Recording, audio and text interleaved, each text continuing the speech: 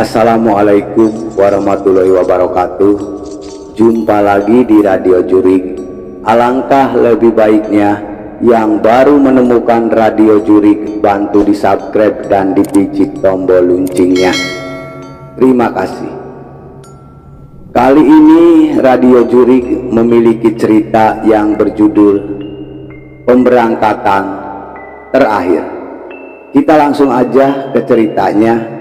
Selamat mendengarkan. Kisah ini terjadi pada tahun 2006 silam. Kala itu sangat santer sekali rumor yang beredar mengenai pemberangkatan terakhir, ialah kereta gaib. Yang bercerita di Radio Jurig ini anggap saja inisial Sela.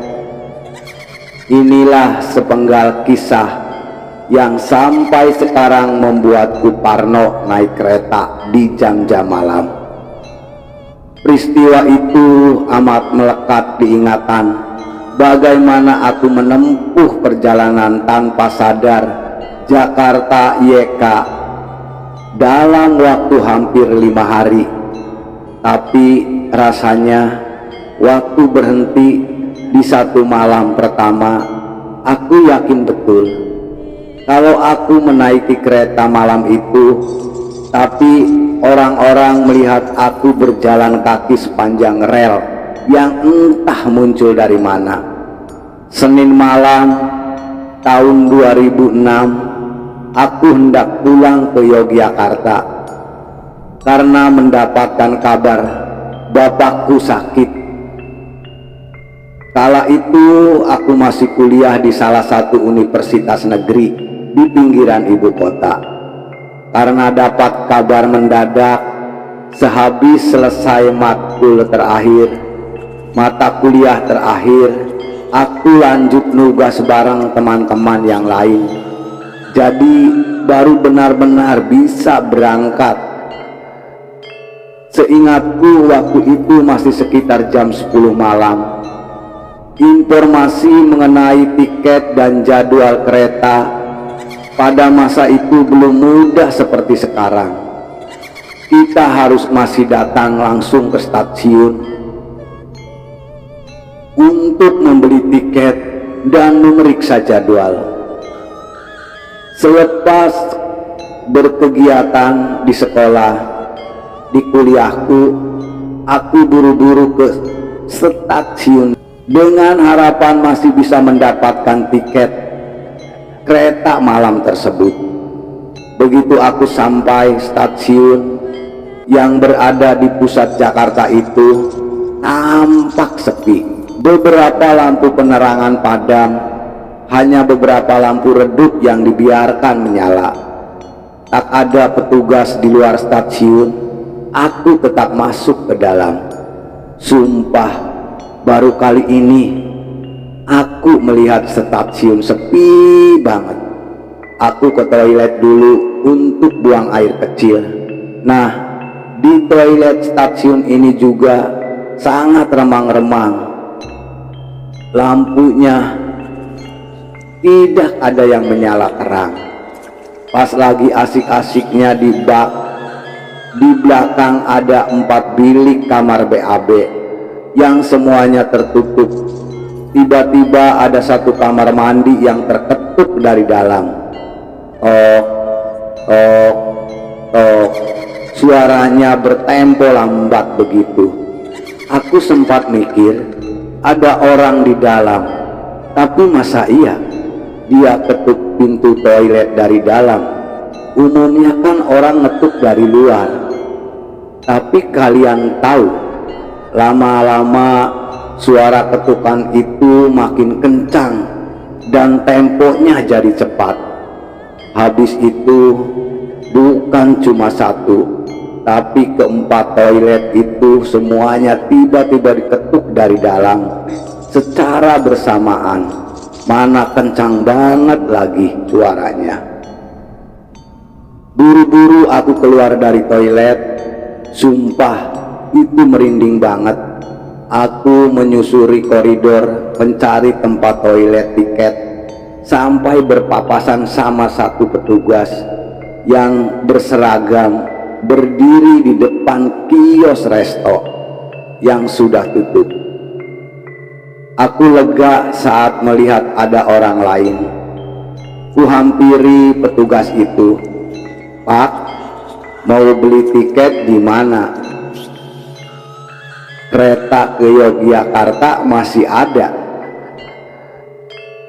Masih ingat, petugas itu cuma menatap lurus ke depan, dan pas aku ngomong, dia sama sekali enggak noleh ke aku, tapi satu tangannya nunjuk ke ujung koridor yang memang ada lampu redup menyala. Di loket aku pesan tiket ke Yogyakarta. Tidak ada yang aneh selain para petugas stasiun yang kupikir emang capek jadinya irit ngomong. Petugas loket itu pun sama, cuma ngasih tiket, terima uang tanpa ngomong apa-apa. Aku naik ke peron jalur 2 sesuai dengan tertera yang ada di tiket. Peronku sepi, aku cuma sendirian di sepanjang peron 2 itu. Tapi di peron 1 tempat di seberangku itu ada beberapa orang yang duduk sambil menunduk semua, cuma wajahnya sangat pucat. Enggak lama lampu kereta menyoroti dari jauh masuk ke jalurku. Lalu orang-orang di depan seberang itu entah mengapa semuanya kayak serempak melihat satu arah ke arahku. Itu rasanya gimana ya, diliatin sama orang-orang dengan tatapan intimidasi seperti itu. Mulanya aku masih berpikir positif. Mungkin mereka melihat ke arahku karena hanya aku satu-satunya objek penggerak yang bisa dipandang di depan mereka. Entahlah, aku buru-buru masuk ke kereta dan duduk di kursi dekat jendela. Kereta langsung berangkat enggak lama setelah aku duduk, dan pas aku lihat dari jendela kereta, peron 1 itu kosong, tidak ada orang. Tadi di peron 1 di situ aku kaget. Kemana perginya mereka? Kok cepet banget? Rasanya tidak ada kereta lain yang datang selain keretaku. Gerbong kereta yang kutumpangi ini sepi, jadi aku bisa selonjoran di kursi kosong di hadapanku. Kereta berjalan seperti biasanya, tak ada yang aneh. Aku pun berusaha untuk tidur sampai kereta berhenti di salah satu stasiun. Aku terbangun sesaat, kereta mulai melaju lagi. Dari kaca jendela di baris sebelahku yang berdempetan dengan peron, aku melihat perempuan parubaya yang berlarian mengejar kereta. Aku merasa kasihan karena dia ketinggalan kereta. Namun beberapa saat kereta melaju meninggalkan stasiun yang di sekelilingnya sudah persawahan gelap. Tiba-tiba perempuan paruh baya menggedor-gedor sambil wajahnya ditempelkan ke kaca. Aku enggak ingat apa yang perempuan itu bilang di kaca, tapi aku ingat jelas kalau suaranya memiliki sampai terdengar ke dalam gerbong. Asli, kalau ingat itu aku masih merinding. Seketika aku teriak. Pejamkan mata sesaat, habis itu sosok tersebut seketika hilang. Aku baru sadar kalau gerbong sudah ramai. Mungkin perempuan-perempuan ini baru naik di stasiun. Menurut pikiranku, tapi kenapa mereka semua kayaknya biasa saja? Tatapannya lurus seolah-olah enggak melihat sosok perempuan parubaya yang mengejar kereta.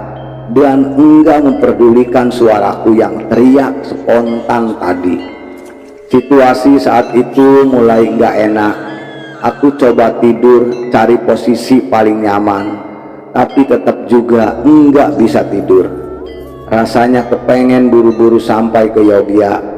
Aku memiringkan badan dan menghadap ke kursi baris sebelahku yang full kosong. Orang-orang itu wajahnya pucat pasi.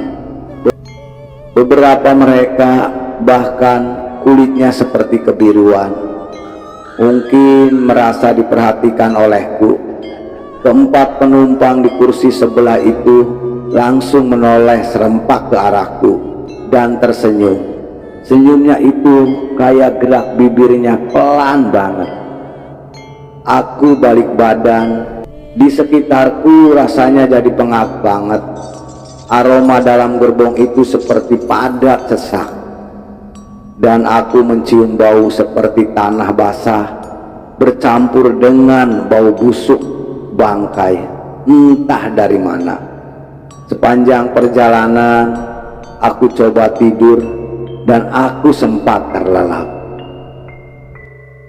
Sampai aku kembali terbangun, lalu menengok ke jendela, melihat kereta sudah hampir mau sampai ke stasiun tujuanku.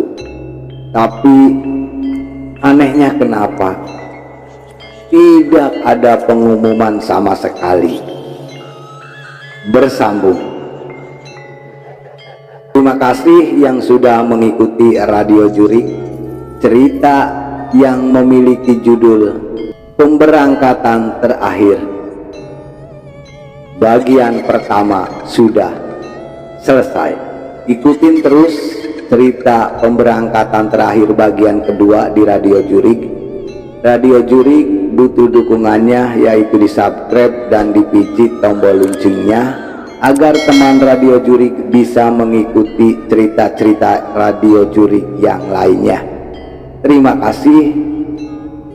Dan buat teman Radio Jurik semuanya, selamat beraktivitas dan tetap semangat.